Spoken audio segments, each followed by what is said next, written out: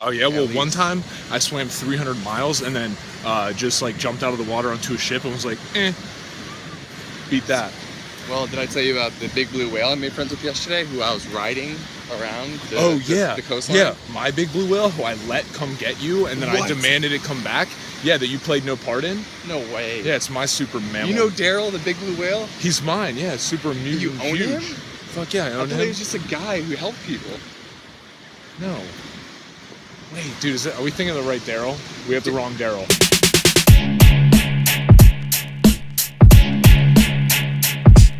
What is going on, Zen Dude Nation? Today, we are going to be learning and going over again the fundamentals of how to jump rope, because you need to get these skills down before we start doing some of the more advanced stuff. So, you can't run if you can't walk. You know what I'm saying? Your homework is to jump rope for 5 minutes. That's it. Continuously. Let's get into it, y'all.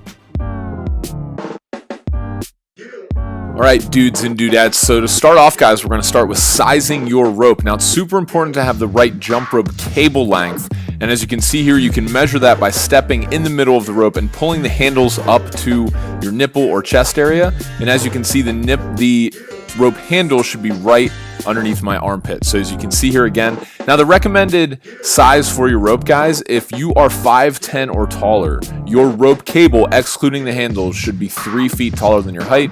So I'm 6'3", so therefore my rope cable is 9'3", not including the handles. If you're below 5'10", just add 2 feet 10 inches to that, and that's the length of the rope cable that you should have. See, again, pulling it up into underneath my armpit. It's super important to have the right rope length, because you have the right combination of tightness and ability to spin that rope. Now, holding the rope, guys, before we go all out and start showing you how to jump, you're going to need to know how to hold the rope. Now, notice here my body is in perfect symmetry.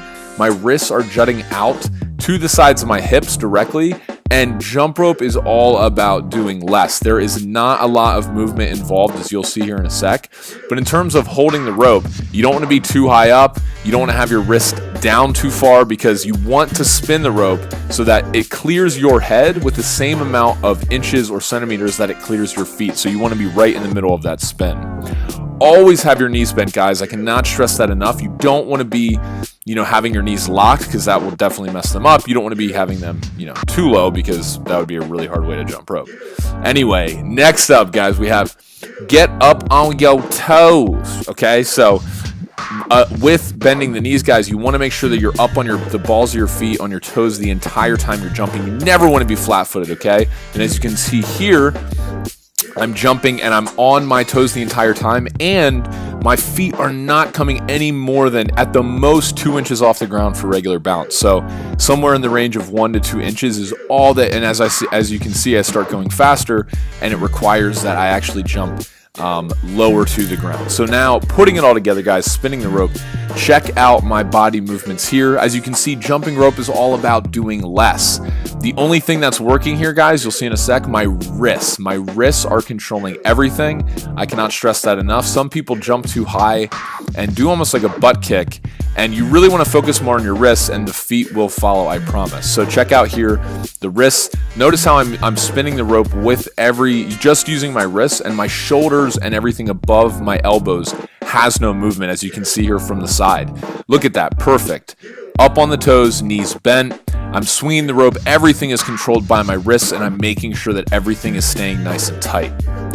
So go ahead, guys. Trust me, I was not, and Brandon was not that good when we first started, and that's totally fine. I know I say this in every video, but it just takes some practice. So next, what I want to talk to you guys about is how can you just start doing this? What I'd recommend is that you guys start practicing 3 to 5 minutes a day to just get the fundamentals down of this regular bounce, because this, from here, if you can spin the rope fast, you can not only get an awesome body, but you can do more tricks and make it challenging.